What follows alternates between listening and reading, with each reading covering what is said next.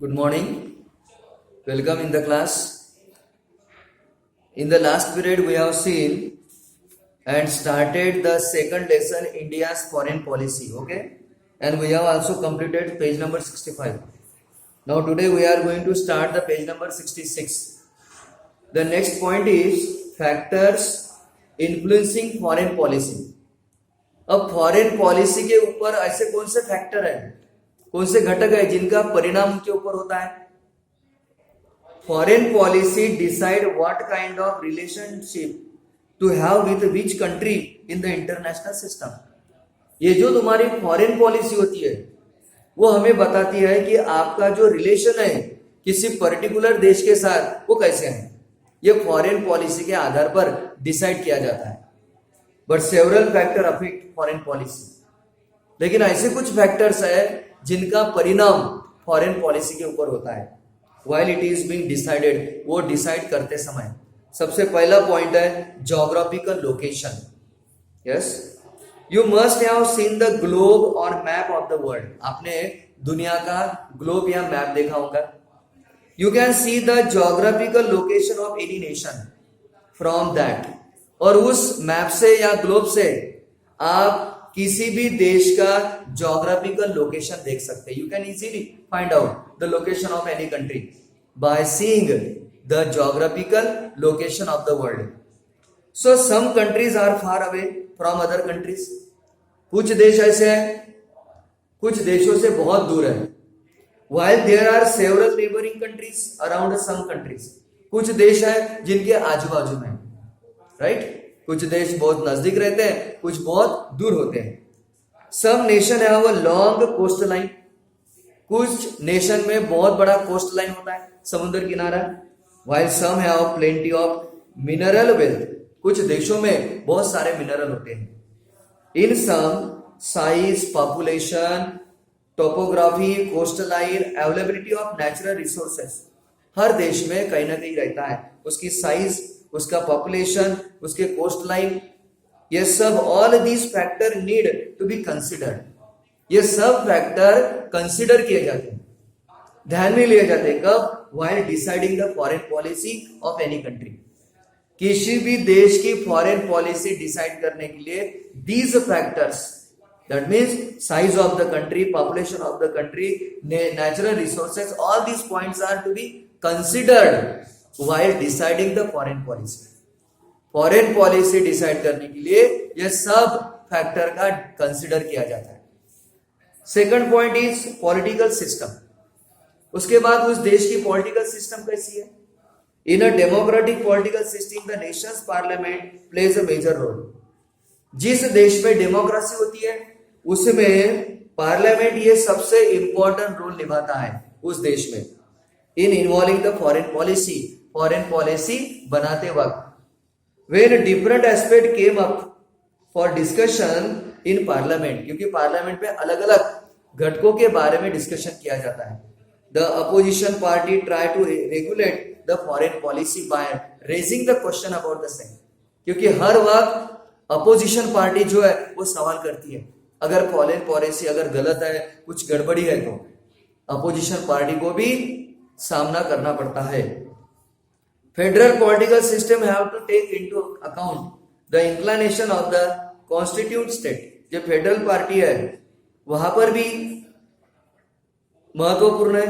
State while shaping foreign policy because the affair in neighbouring countries और nation affect the constitute state. यानी कोई भी foreign policy बनाते वक्त हमारे आजू बाजू में हमारे नेबर जो है वो कैसे है, इसके आधार पर वो फॉरेन पॉलिसी बनाई जाती है. फॉर एग्जाम्पल, इवेंट ऑफ इन श्रीलंका में अफेक्ट तमिलनाडु. अगर श्रीलंका में कुछ होता है तो उसका परिणाम नेचुरली तमिलनाडु में होगा. दोज इन बांग्लादेश में अफेक्ट द वेस्ट बंगाल. अगर बांग्लादेश में कुछ होता है तो उसका परिणाम वेस्ट बंगाल में होगा. And the north east Indian state. इस तरह से अलग अलग स्टेट में उसका परिणाम होता है. Third point is economics. फिर तीसरा पॉइंट है उसका economy. In modern time the economic condition of any country has acquired great importance in deciding the foreign policy. कोई भी फॉरेन पॉलिसी डिसाइड करते वक्त उसकी इकोनॉमिक कंडीशन कैसी है ये भी देखा जाता है. As a result economic impact foreign policy in two way. Economy का परिणाम फॉरेन पॉलिसी पर दो तरह से होता है। What are these? Foreign policy is shaped by the need to establish economic relation with the other countries.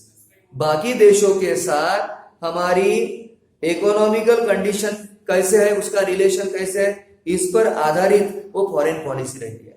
As a result the economic impact foreign policy in two way. As a result उसके economy, foreign policy shape by the need to establish economic relation with the other country. एक import export, उसमें import export भी देखा जाता है। Participation in the world trade, आप दुनिया के वर्ल्ड ट्रेड में कितना पार्टिसिपेशन है ये भी देखा जाता है। All aim at strengthening the economic of the country, उसका परिणाम देश के इकोनॉमी बढ़ाने में होता है। Second thing, in today's world the issues of the economic security are as important as national security. यानी वर्ल्ड की इकोनॉमी कैसी है ये भी देखी जाती है। जितनी हमारी नेशनल सिक्योरिटी इंपॉर्टेंट है उतनी दुनिया की सिक्योरिटी भी इंपॉर्टेंट है। A country is recognised to be powerful in proportion to the economic security is enjoy. अगर उस देश की इकोनॉमिक पावरफुल है तो वो देश पावरफुल माना जाता है। Countries having a strong economy are less dependent on others. जिसकी इकोनॉमी अच्छी है वो दूसरे देशों पर ज्यादा डिपेंड नहीं रहता। So they can have an independent foreign policy, इसलिए उनकी फॉरेन पॉलिसी भी इंडिपेंडेंट रहती अगर उनकी इकोनॉमी पॉलिसी अगर पावरफुल है तो। Fourth point is national leadership. National leadership का भी फॉरेन पॉलिसी पर प्रभाव होता है। The president, prime minister, foreign minister, defence minister, finance minister and home minister have a role in deciding the foreign policy. इन सबका रोल बहुत अहम होता है फॉरेन पॉलिसी को बनाते वक्त। The person holding this position try to maintain the country in foreign policy and improve upon it. जो लोग इस पोजीशन को होल्ड करते हैं वो हमेशा फॉरेन पॉलिसी को मेंटेन करने का प्रयत्न करते हैं और इंप्रूव करने का भी प्रयत्न करते हैं। For example, Pandit Jawaharlal Nehru contributed the policy of non alignment to India's foreign policy. जब पंडित जवाहरलाल नेहरू का काल था तब पंडित जवाहरलाल नेहरू ने नॉन अलाइजमेंट की फॉरेन पॉलिसी बनाई थी।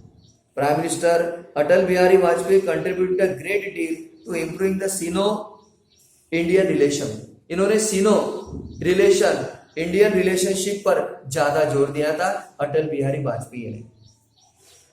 Last point is administrative factor.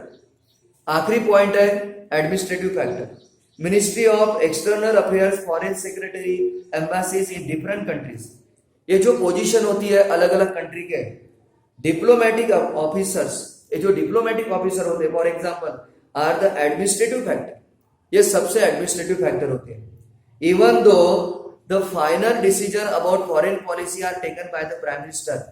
अगर मान लो फॉरेन पॉलिसी का जो डिसीजन है वो हालांकि प्राइम मिनिस्टर लेते हैं, but the minister for external affair, administrative machinery help to arrive at that time, at that decision. लेकिन उस डिसीजन पर आने के लिए बाकी भी एक्सटर्नल अफेयर्स और बाकी जो मशीनरी है वो भी उनको मदद करती है।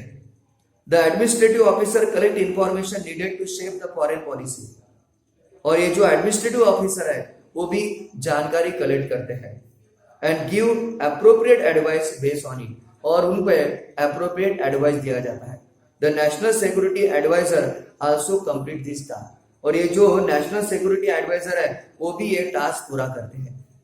तो आज हमने फॉरेन पॉलिसी पर कौन से फैक्टर का प्रभाव पड़ता है, ऐसे कुल मिला के 5 फैक्टर्स है हमने देखा है। ओके, उसके बाद का जो पोर्शन है वो हम कल देखेंगे। Okay, see you tomorrow.